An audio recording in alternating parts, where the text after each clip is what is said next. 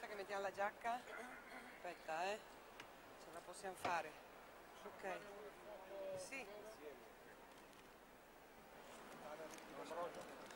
Vieni Ambro.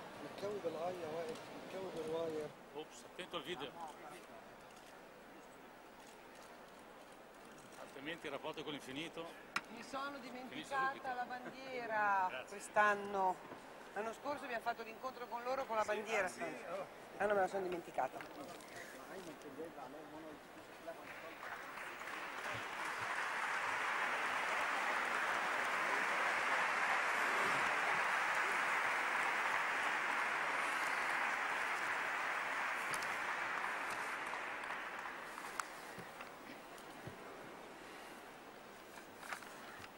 E così siamo arrivati.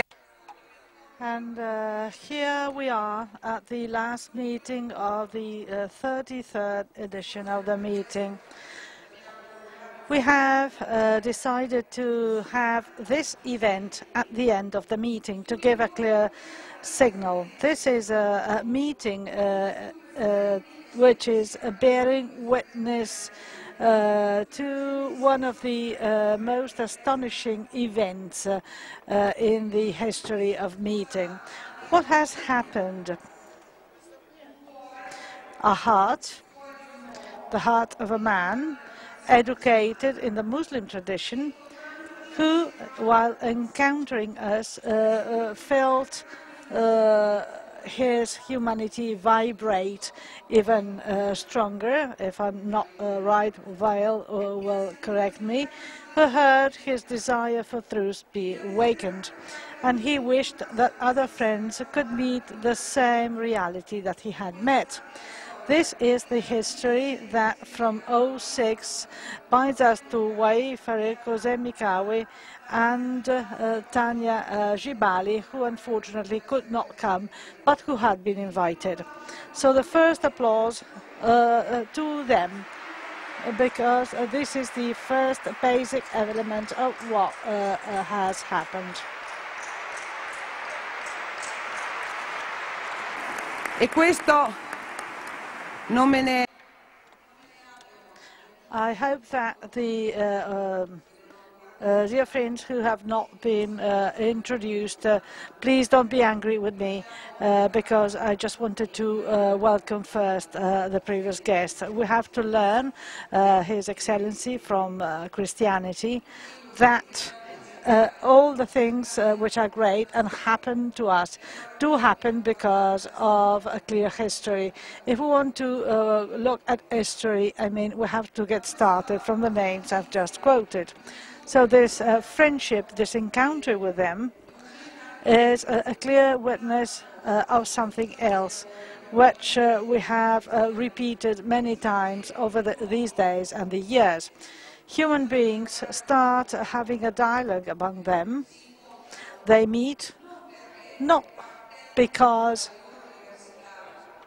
they think that starting from their diversity they can find a few similarities with the others. No, because they start from something which is there before and which they already share.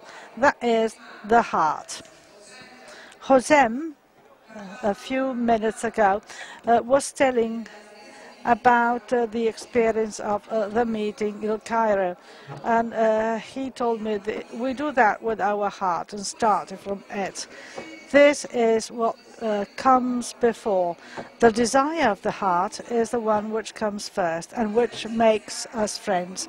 So from this very core group of friends, among them and with us, Meeting Cairo 2010 was born. And that idea helped us to generate new friendships. The friends that you see here seated around this table are the friends who can tell the story of uniteness and of a relationship which was built. I would like to introduce them. His Excellency Msgr Camillo Saran, Bishop of Asut, and General Bishop of the Coptic Orthodox Church, whom we thank very much.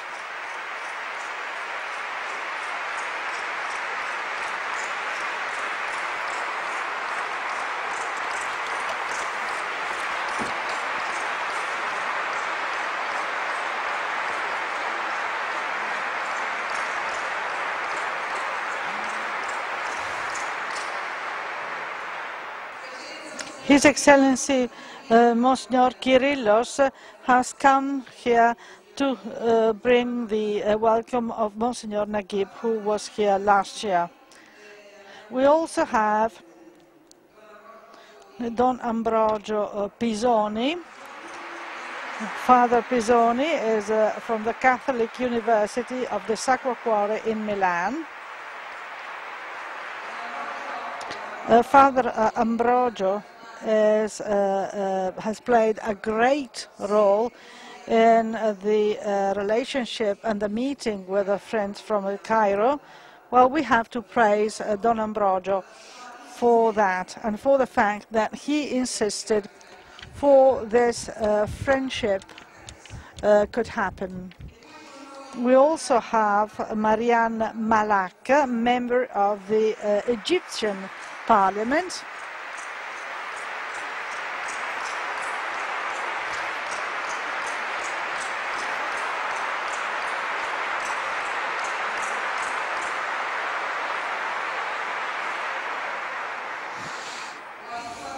Wael Farouq, Deputy President of Cairo meeting, a professor at the Institute for Arab Language at the American University of Cairo.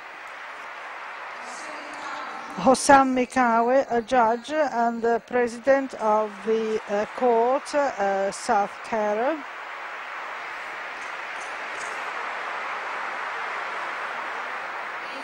And last but not least, Mr. Magdi Shenouda, legal advisor of the Copt Council, who will read the message of His Excellency Armiah, the General Bishop of the Coptic Orthodox Church, who could not be present, but whom we met last year.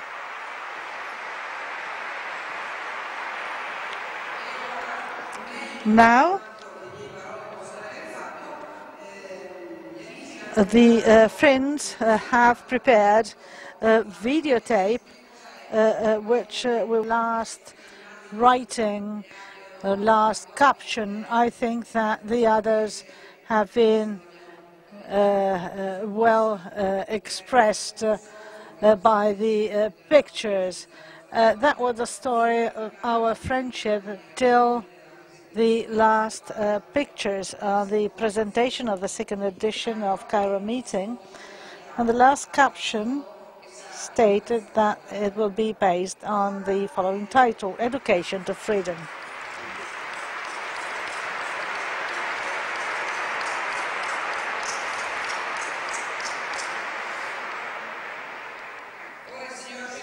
Now, Mr. Shenouda will read the message of Bishop General Armiah.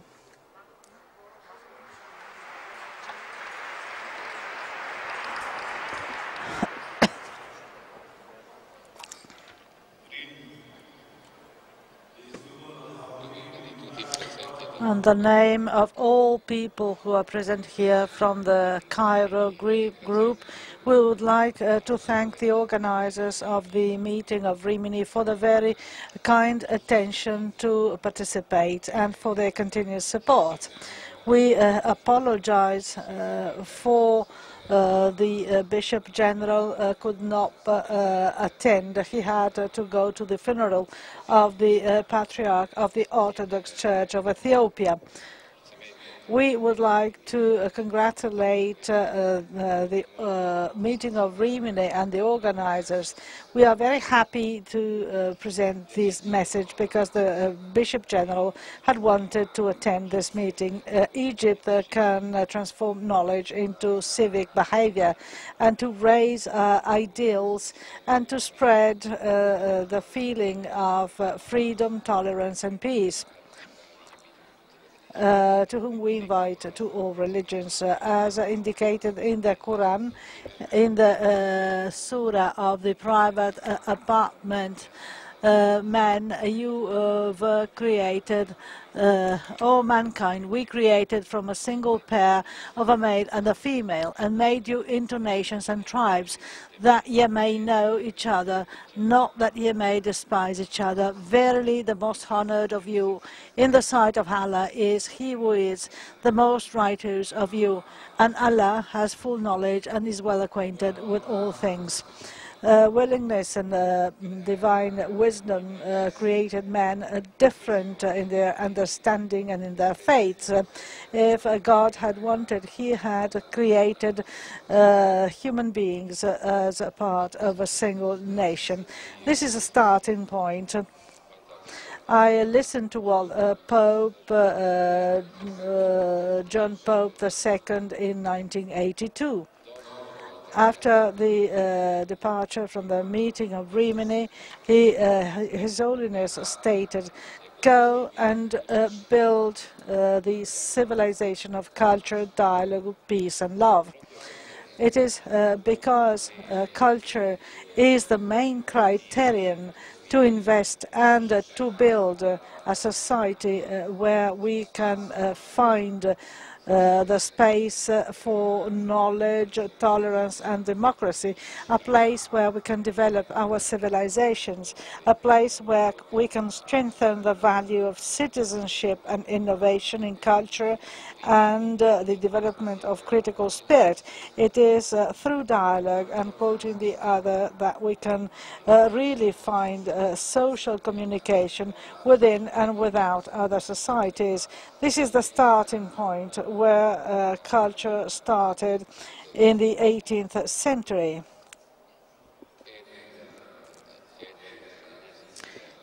At the beginning of the 19th century, culture was intended as the change of the abilities of human beings through human development and education to improve his or her well-being. There was a further development later with new forms of culture which emerged.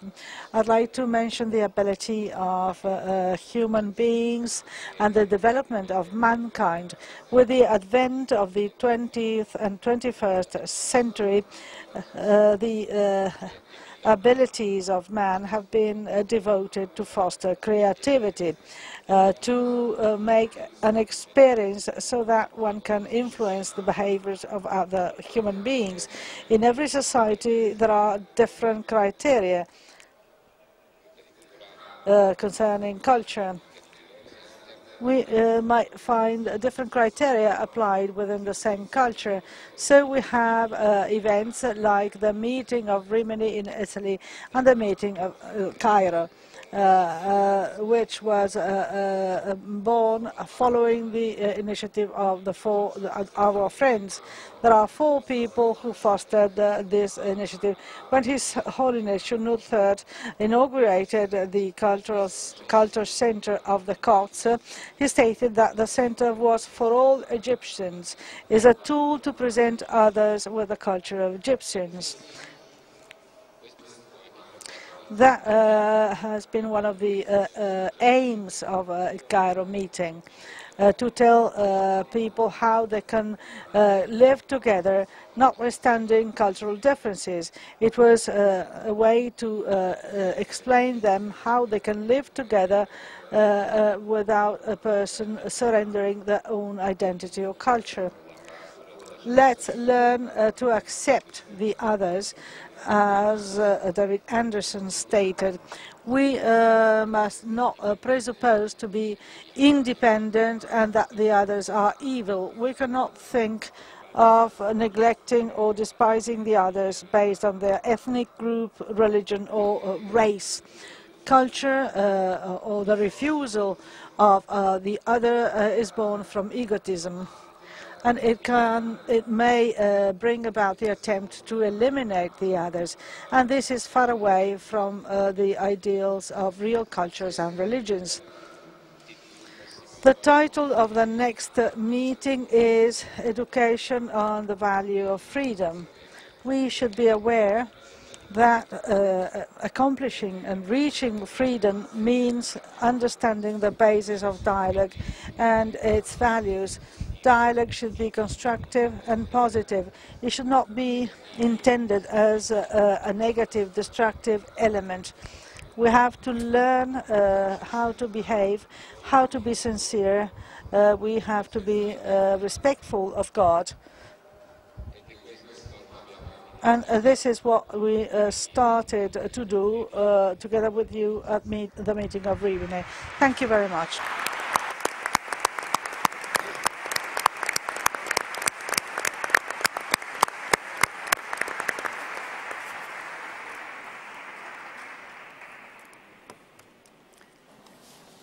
Grazie, signor Scenuda, grazie.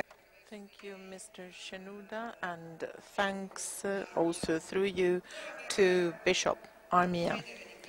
Now, to continue with this meeting, which will be rather short, I'd like to ask a first question to our panelists. What is the basic issue posed by Egypt today, in your opinion, and more specifically, what is it that the Egyptian people needs, in your opinion? Your experience is different, and how would you answer this question? What does the Egyptian people need today? Wael, Farouq will start this round of the table. Thank you.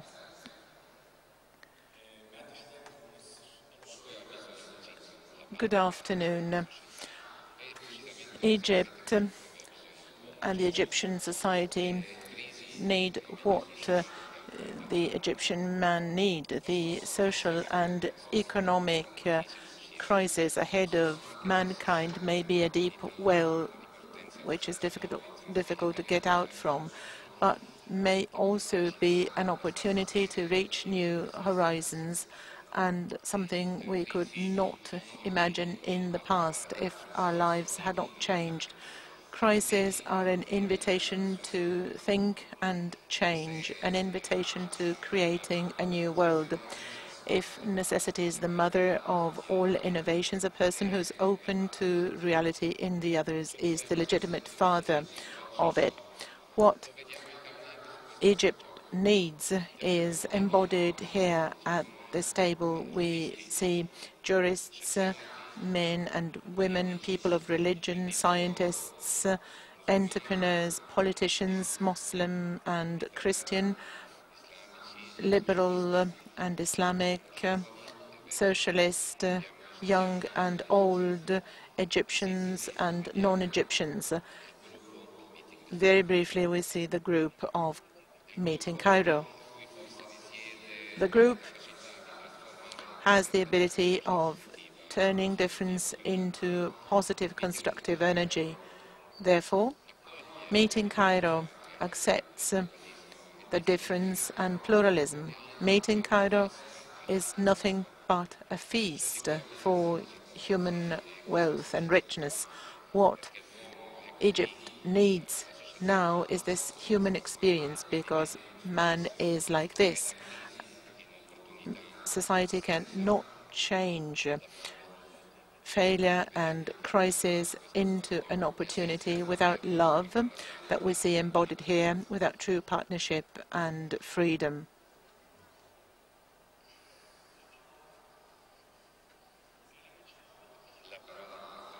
The word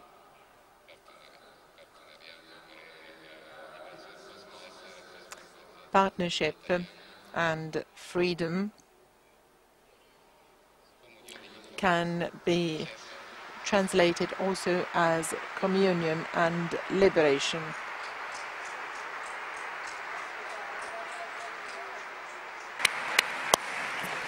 Marianne, di che cosa ha bisogno l'Egitto oggi? Marianne, what does Egypt need today?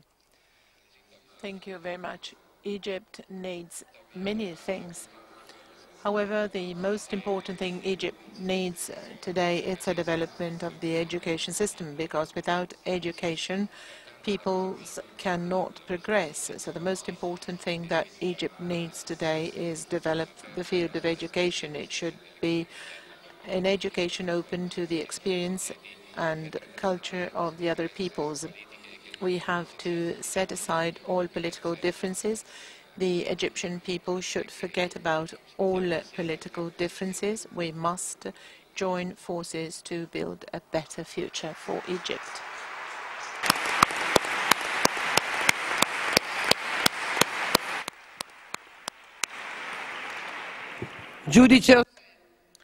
Judge Hossam, what does the Egyptian people need today?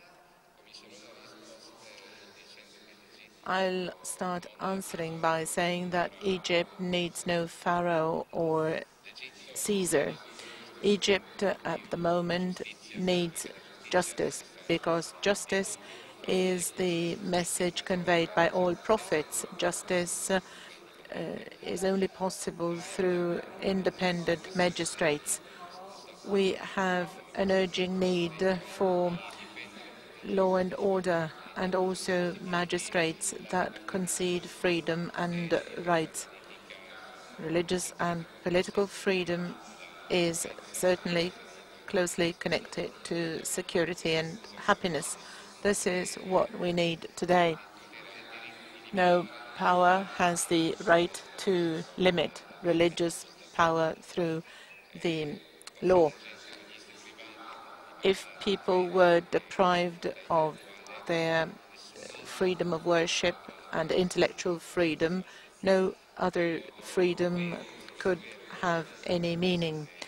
The true instrument to reach these truths and understand them is education. Education is the only way which ensures a strong nation the possibility of preserving its independence. We need someone which shows us the roadmap to education systems, especially education programs. Education is also very important from the political standpoint. It's a way of training and forging the national personality. Thank you.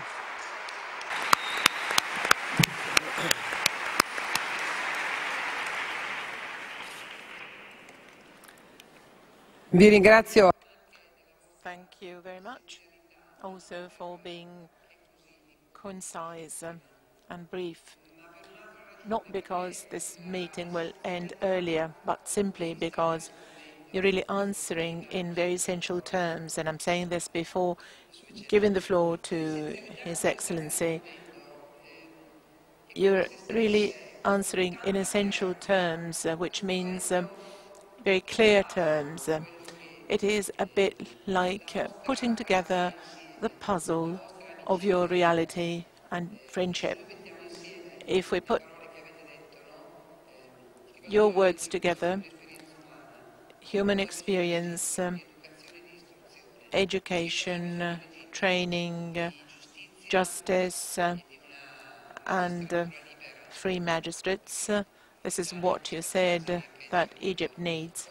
And you know, in Italy, we hear very often about free magistrates. You know, putting all these elements together is like putting the pieces of the human history puzzle together.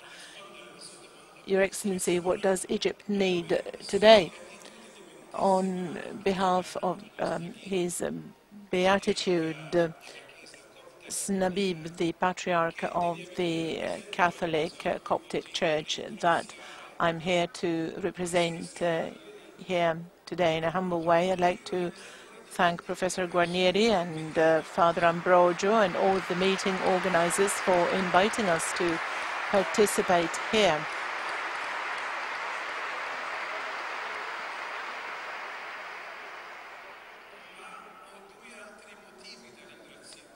I have two more reasons to thank you.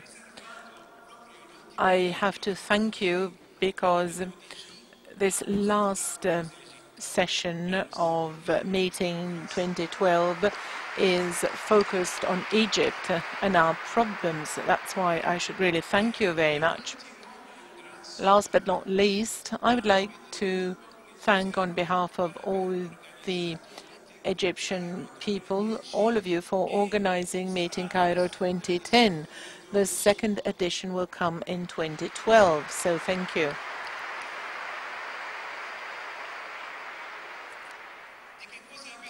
What is it that the Egyptian people need? Let me summarize a few things. Before January 25th, 2011, and after January 25th, 2011, the situation is completely different. Before that date, the young people said, "Reish Kuraya Andaktimaya." The Egyptian people need to live and find a home. This is what the young people said in Tahrir Square. The economic situation has a big burden on the population today. Freedom. All my friends, Judge Hossam, Professor Wael, and Marianne referred to freedom, which is the core point. Let me stress a document that Hassar issued on freedom some months ago. It forms the foundation, the basis for proceeding along the way to freedom in Egypt, not just the freedom of worship, but freedom of speech, of expression, freedom for artists and journalists altogether. Finally, those young people were asking for social justice because they saw that the country had huge resources, but they all went in the pockets of just a few people, while the majority was given in poverty. So these three elements were the core of the claims before January 25th. After January 25th, another point was stressed by the people in the square: security. You know, Egyptians don't feel secure and safe in their country. There are many episodes of kidnapping, violence, to ask for money. All this is unjustified, and safety and security must be reconstructed and restored. After January the 25th, there's a long way to go in terms of security and safety. Egypt, I think, needs training people to mutual acceptance. Egypt is a highly religious country. Muslims and Christians are all highly religious in our country, but many Egyptians need to understand the true meaning of being religious. A person who's religious and knows his or her own religion would never do harm to the others. I think it's enough to leave room to the others as well. Thank you.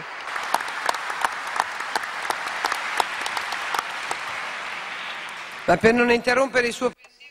Not to interrupt your thought, Your Excellency, I'd like to start from you with the second question. My second question to all of you for this second round of the table is, today we have titled this meeting from the Rimini meeting to Meeting Cairo, a journey to freedom.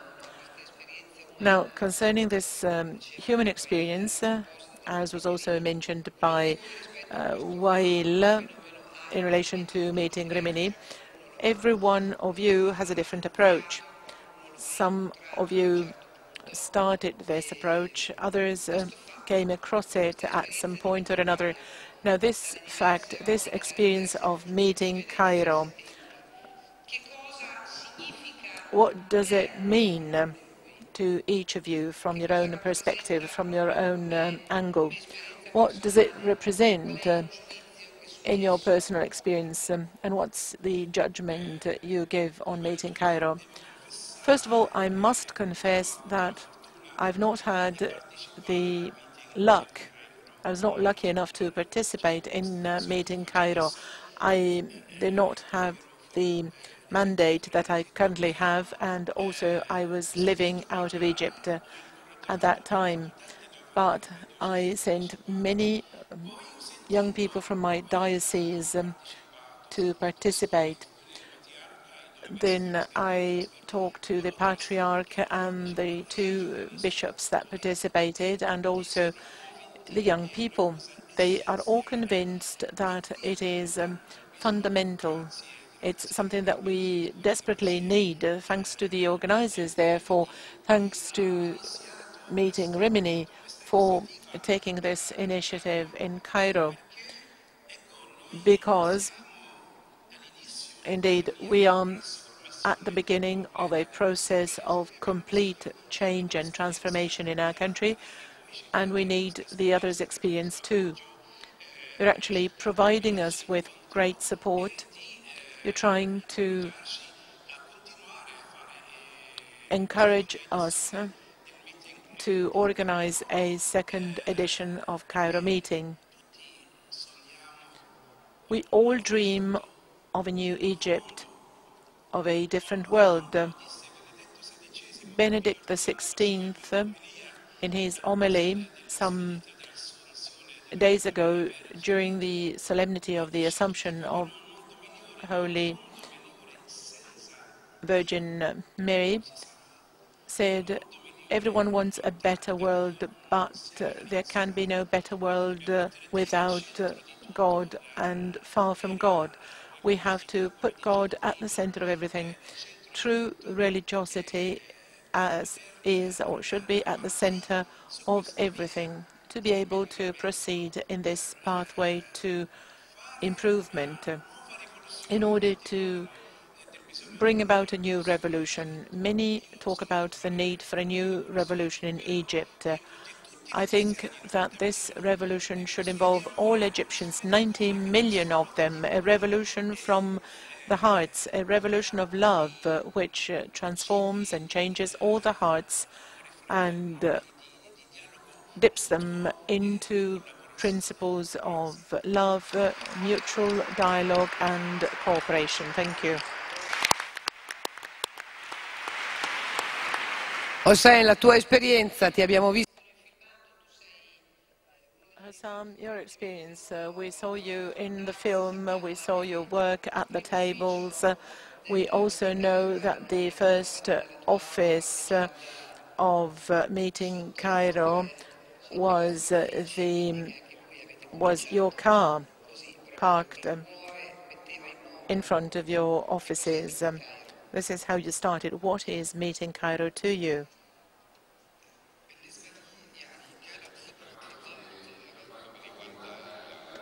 Well, as far as I'm concerned, the experience of meeting Cairo has affected not only my work there at meeting Cairo, but also my work as a judge. During my first visit here in Rimini, after this visit, I read The Religious Sense by Don Giussani. After reading the book, I had reflected a lot on the idea of reality. Even if you know a person and have an idea about this person, you have to encounter this person in reality. This is the basis for knowing the others. You may believe you have a different opinion from another person, but when you encounter the other person directly, you may change your opinion. So I've asked many questions, also in relation to my work as a judge. Does the judge consider things according to the idea of justice or according to habits and traditions? The judges' tribunal, in Don Giussani's view, should be a human tribunal, a human court, where judgments are made according to reality. There's an anecdote. An attorney was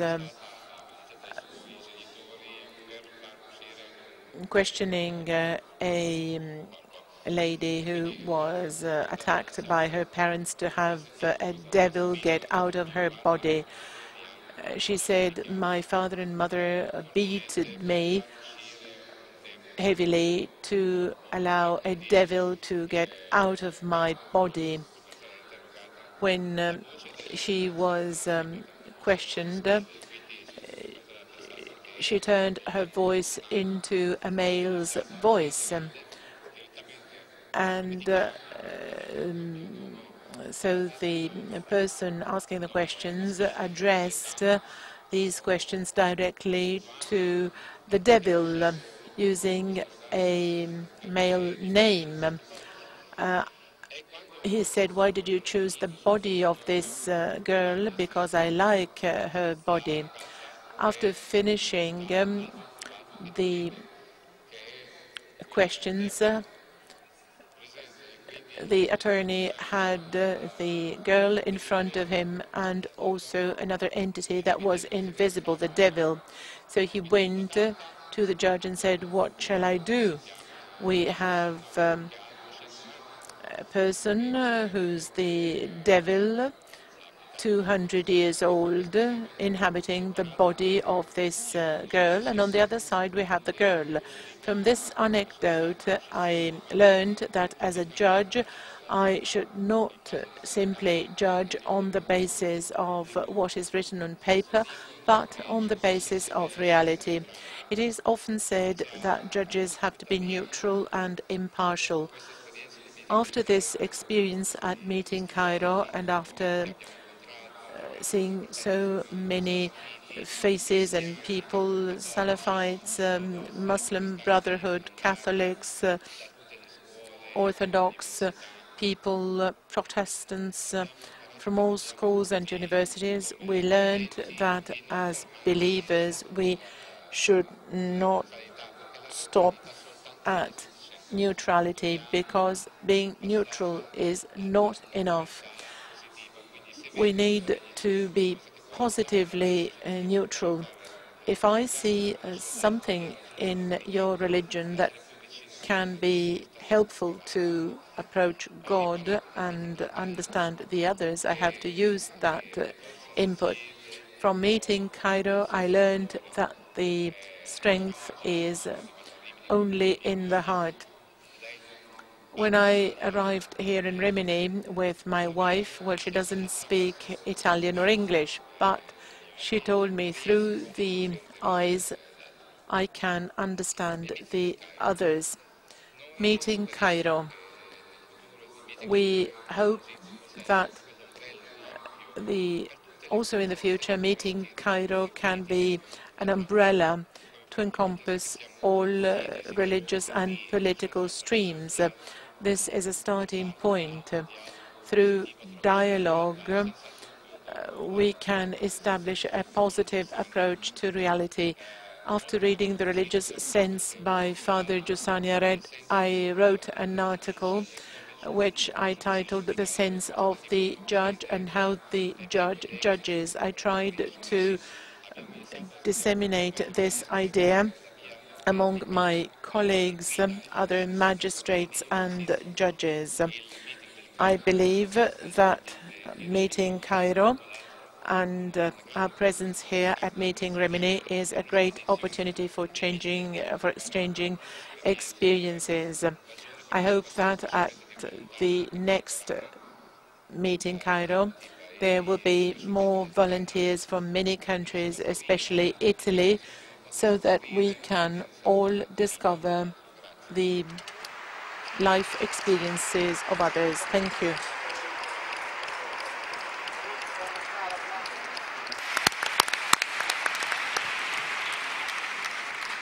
Marianne, dalla tua prospettiva, Marianne, from your point of view, which is a new one because you are a member of the Egyptian parliament. What's your experience? My experience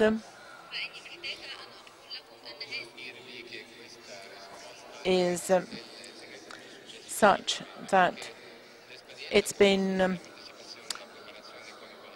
the secret of my success in Parliament, because my experience at meeting Cairo and meeting Rimini actually helped me deal with a new world, the Egyptian Parliament after the revolution. I thought I would not be able to be part of it. I discovered that I could be in a position to cooperate with the Salafite and Muslim members of parliament. I'm the youngest member of parliament in the history of Egypt. There has never been a younger member of parliament than me. I'm 27. The reasons for my success in parliament is not my young age, but I learned to love the difference from meeting Cairo. I was able to be a meeting point between many currents. I learned how to love the difference. I learned that the difference is the basis of dialogue, and I learned that we can find meeting points and differences. This is what I learned from meeting Cairo and also from meeting Rimini. Let me tell you a story, something that happened to me in the Egyptian parliament. I have a colleague, a Salafite, who never says hello to anyone, not men or women. This colleague enters all the parliamentary commissions without saying hello to anyone either. One day I entered the room and said hello. After a moment of silence, like the one I just stopped for, he looked at me and said, hello, smiling with surprise. Ever since, every day, he says hello all the time. Not only on religious holidays, he sends me messages. If I'm not there, he asks where I am, and now we're friends. This is an example which shows that initiatives and goodwill may bear fruits. People can establish bridges to connect each other, leading to mutual respect, constructive dialogue, and horizons where there is space and room for everyone. I'd like to thank Dr. Wael Farouq for allowing me to work as a volunteer in meeting Cairo, and also thanks to Professor Emilia Guarnieri and Father Ambrogio for all they taught me. Accepting the others, loving the others, even if from a different religion, with a different character, and from a different nationality. Not only accepting the others, but allowing them space in my heart as they are, because loving the others has nothing to do with religion, ethnic groups, or culture. All this arises from love, which is a feeling. So from deep down in my heart, thank you all, because my success in Parliament, in politics, and my personal life depends on these people. Thank you very much.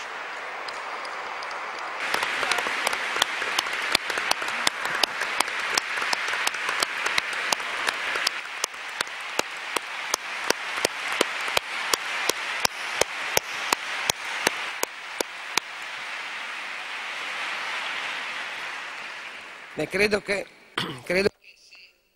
think that if one of us could still doubt that the amazing point of all this story of the relationship with our friends from meeting Cairo, if someone could still doubt that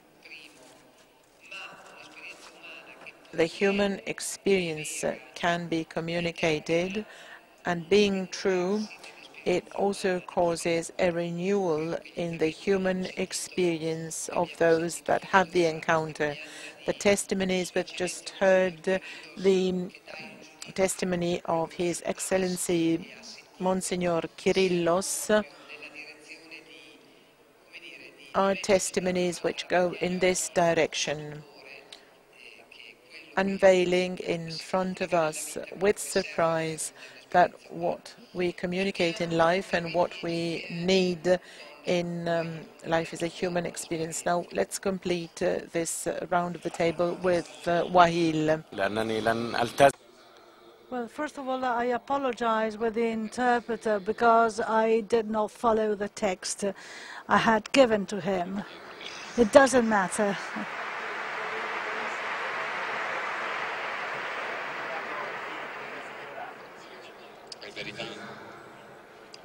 As a matter of fact, Marianne is very humble, but she is one of the young persons that has taught a lot to us. The most moving moment at the meeting of Cairo was when I met young people. One of them, who was not very much convinced of working with Christians, but he was there to do something for Egypt.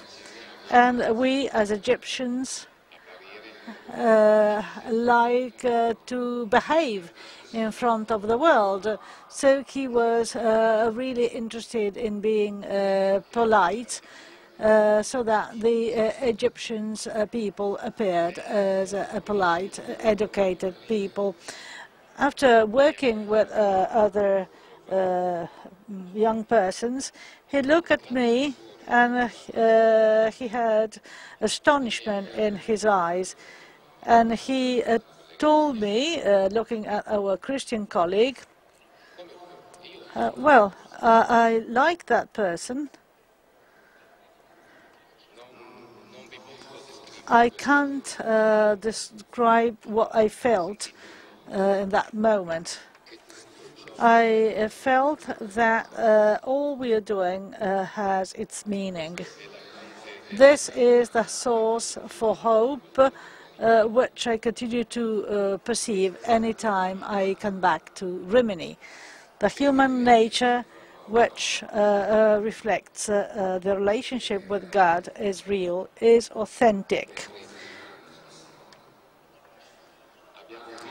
We have experienced a lot of nice things at the meeting of Cairo. We were there to follow our hearts. We tried to be clever in order to go beyond the obstacles that we had to face. Still, we always chose love, and the source of strength was love. Love was given when the state police convened us to send away Dr. Avatahasam from the group. He's a great personality whom we like, respect and love. Notwithstanding there are many religious differences, but because of love we disobeyed the orders of the state police.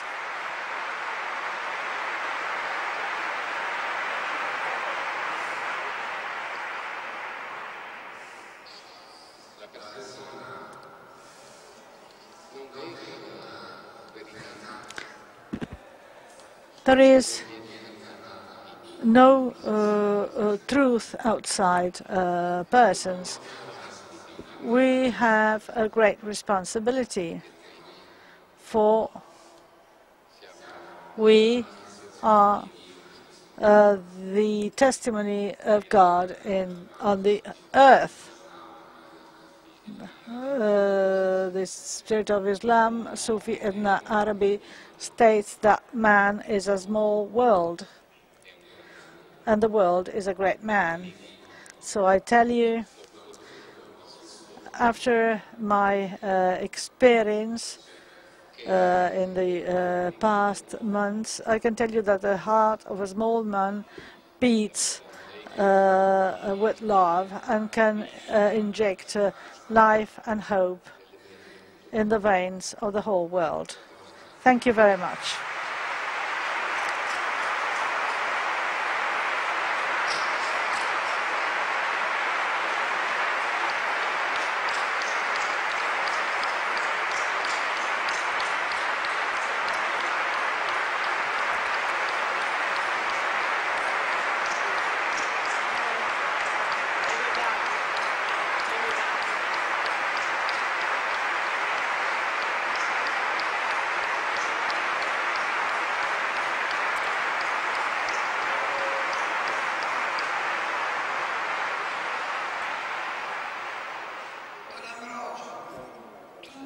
Don Ambrogio, meeting Cairo and you, tell us something. But we usually communicate in that way, with our hands. Well, I mean, what do you think about Cairo meeting? What's your relationship with that group of friends? Allow me to tell you the story of that. Well, at that time, we had to move to Cairo for 1 year. We had a very simple and fascinating objective. That was start to put ourselves in the shoes of the bright world of Muslim people, starting to learn their language. So Mr. Caserta, a professor, left Florence to go to the sunny sides and banks of the Nile. That was an operation which was very dignified from a cultural viewpoint, and indeed it was. That was the beginning of the third millennium. And the unexpected was looming. In particular, that took the face and the heart of Professor Wael Farouq, a professor of Arab language in the Combonian School, where Paolo had enrolled. Two young men of two different worlds, very distant one from the other, who had something in common, i.e. the same desire, wish and curiosity, i.e. they are indeed fascinated by beauty, which is the solid basis for any authentically human relationship. So they met, they learned to esteem each other, they share questions, knowledge, intuitions and perspectives. My first meeting with Wael in Tahrir Square, which then became very much known, confirmed that the event was really exceptional and full of further surprises. The first was that we survived to the dinner we had that night. Paolo invites Wael to visit the meeting of Rimini, something which signs the heart of the young Egyptian teacher. Beauty is then not only part of utopia. Beauty is in the history and can give shape to different experiences. Wael indeed accepts that contamination, he communicates the novelty to his friends and invites them to get to know. So 4 people arrive in Rimini. That is indeed the thunder which strikes their hearts. Egypt needs something similar. They are not the first to say that while coming here. They are the first to do it. So they go back to Egypt and they get down to work. And the result is a real surprise. That was the end of October 2010. That was a real turmoil.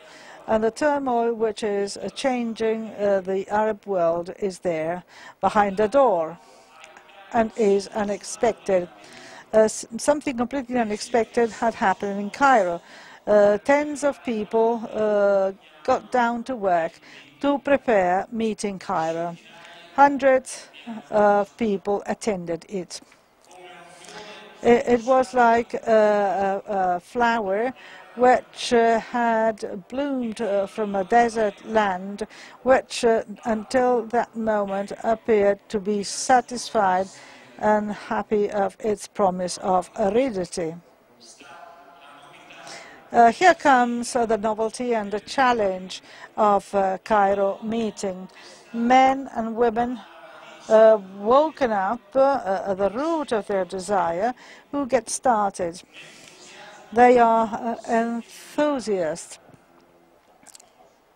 And that's not an emotional enthusiasm. Love is not a sentiment, it's a judgment. So they get down to work and they are increasingly surprised when they see the outcome of their extraordinary work. I mean, extraordinary in the light of the very flimsy basis from which they have started. So the law of experience does not accept exceptions. The desire should turn into a question. One cannot live only of desires. And the question should come through the hardship of judgment, which should become the heart, the key element of tenacious, patient, and loyal and creative action. That is the testimony of a real freedom. In a few words, by echoing Don Giussani, it's the time of the person. The cultural revolution in the Arab world is indeed part of the judgment. There can be no hues in the alternatives. Either we get down to work to patiently build a new subject for history, one which can educate men and women who can say, I,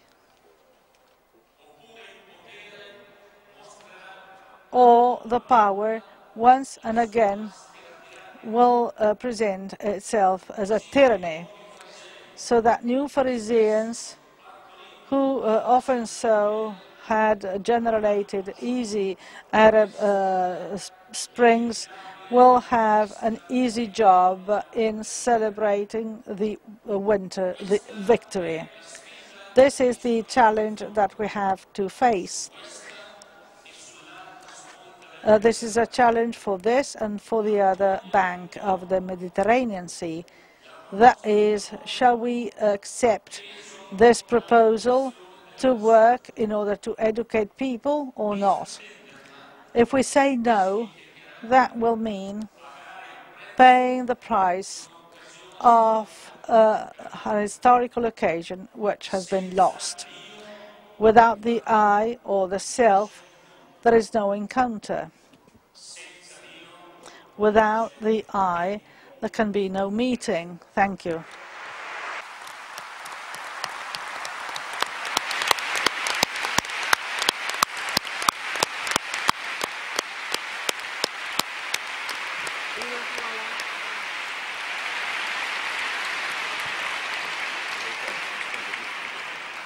Giudice Hossein Judge Hossein Mekawi has asked for 1 further minute. In Egypt, in the Muslim society, when we start doing something or we attend a wedding or celebrate fiancés or the granting of a loan to buy a house or a car, we read the surah of opening, which I will read so that we can pray together for the Cairo meeting, so that it can become a reason to continue our relationship. And at the end of this reading, we will have to say Amen. So I will read the surah, but first of all, I would like to tell Father Ambrogio that I cannot describe what he said. He's like a Schumacher. He goes very fast from one point to the other. But today I met him and Emilia Guarnieri. I cannot describe the beauty of that encounter. They have a great heart, and from that heart, 2 legs and 2 arms have been generated. It's a big heart, and I love that man.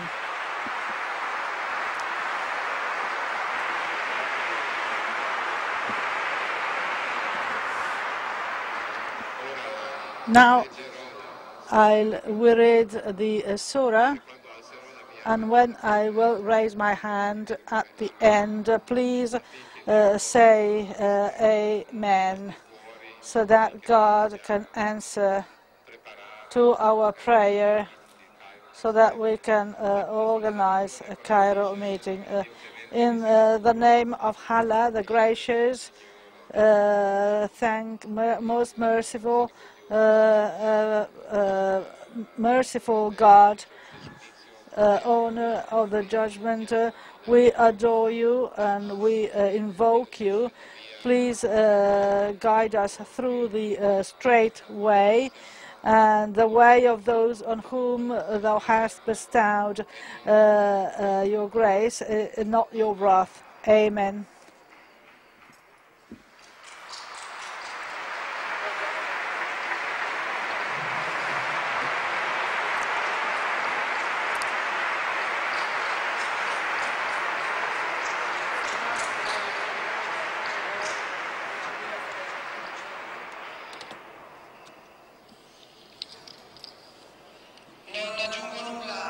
Well, there is nothing to add to what the 2 friends said.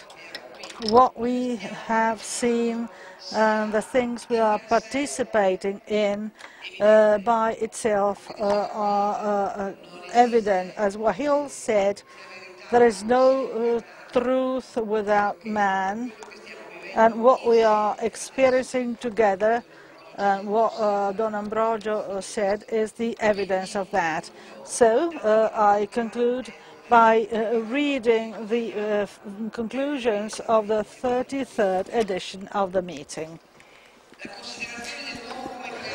Man as a human being, said the Pope, implies a reference to something else or to someone else, who not only does not hide, on the contrary, it reveals the dignity of human being. The Holy Father, at the opening of the meeting, asked us to abandon the false infinites that man uses to discover the truest reason of human existence. 98 meetings, 200 speakers, 9 exhibitions, 9 exhibition shows, and thousands of visitors. What happened in these days, and the people of the meeting demonstrated that we can live this existence of human experience, bearing witness that the relation to the infinite is not only something spiritual for pious people or experts, it is the key element to live any aspects of life in truth. Nothing is trivial or without meaning in that light. Human beings are done for an infinite God made flesh, who became human so that we can be attracted to his divinity, as the Pope said. The infinite made flesh, present in all circumstances of life. For that reason, we are interested in everything. For that reason, we confronted with institutional personalities, members of other cultures and religions, such as the Lebanese Caracalla Company, all the friends that we met this afternoon. So we have proposed a new way to read Dostoevsky, as it happened in an event, the unforeseeable instant, children and boys and girls telling the others that you should not be defeated by circumstances.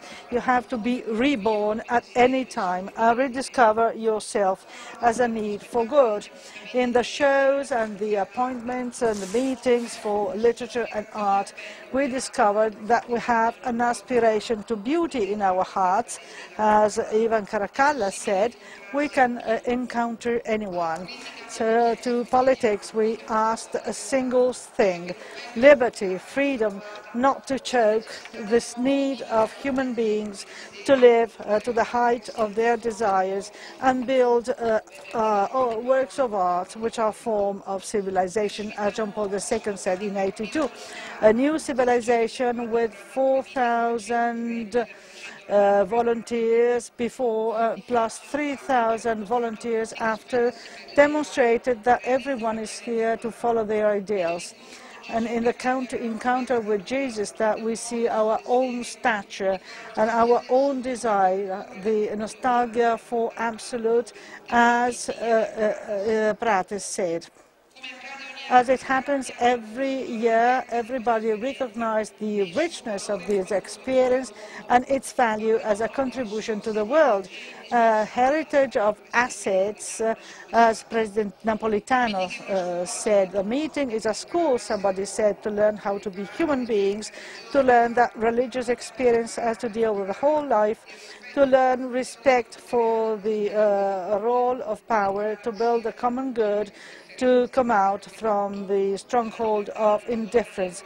Religious freedom, neurosciences, and international issues, all are related with the life of man. This is the role that we have to follow, and we will continue to do so by bearing testimony of what we encountered in these days. In the society where we live, there is an urgent need to give a clear identity to the self, which is the protagonist in life and can build history. For that reason, the title of the 34th edition of the meeting from the 18th to the 24th of August next year will be Emergency Man. See you next year.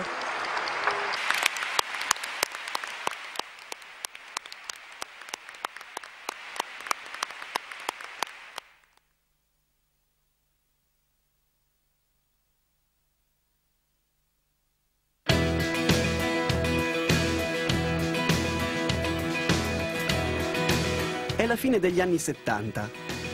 Tra alcuni amici